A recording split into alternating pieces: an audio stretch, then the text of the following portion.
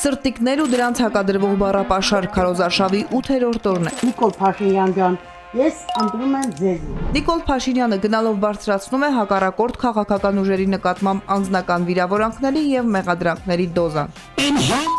Կներեք արտահայտությանս 1000 անգամ։ Արմավիրի մարզում սակայն անգամ սրտիկները չփրկեցին Նիկոլ Փաշինյանին։ Ինչի տարակ 15 երեխու վառեցիք, բերեցիք տվեցիք իմ երեխու փոխեք տարակ, ոդմիարի, Դուք ավարտեք, դուք ավարտեք։ Ուժեղ սևանցիներ, ողջունում եմ ձեզ։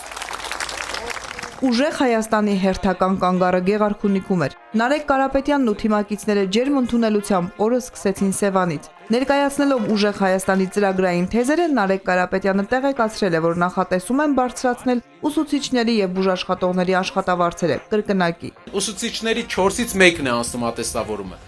Աշխատավարձերը 100,000 դրամ, 110,000 դրամ, ինչպես ապրեն։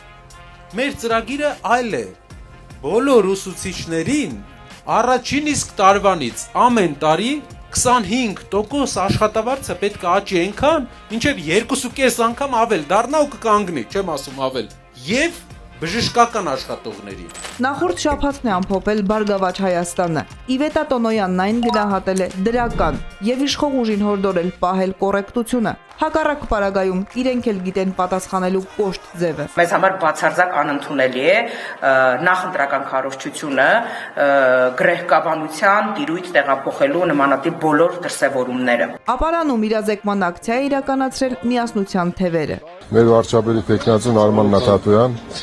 հա, այդտեղ մեր ծրագրերն են։ Կարգին հաղորդման եւ իրեն բնորոշ ձևաչափով Հայկ Մարությանը ներկայացրել է նոր ուժ կուսակցության ծրագրային երկրորդ կետը։ Ուրեմն միայն 2025 թվականին կատարվել է 7.5 տրիլիոն դրամի խաղադրույք։ Սա 20 միլիարդ դոլարի մասին է խոսքը։ Համատության համար ասեմ, որ 26 թվականի մեր պետական բյուջեի ծախսերը 3.6 տրիլիոն դրամ է, երկու անգամ քիչ։ Ողջույն սիրելի հայրենակիցներ։ Քաղաքական որոշ ուժեր էլ այս փուլում գրեթե տեսանելի քարոզչություն չեն իրականացնում։ Նրանց գործունեությունը հիմնականում սահմանափակվում է տաղավարային հարցազրույցներով, հրավիրված եթերներով կամ սոցիալական ցանցերում հրապարակվող հայտարարություններով։ Բաժանորդագրվեք Արմատ մեդիայի ալիքներին սոցցանցերում։ Հետևեք մեզ նաև Արմատ Մեդիա AM կայքում։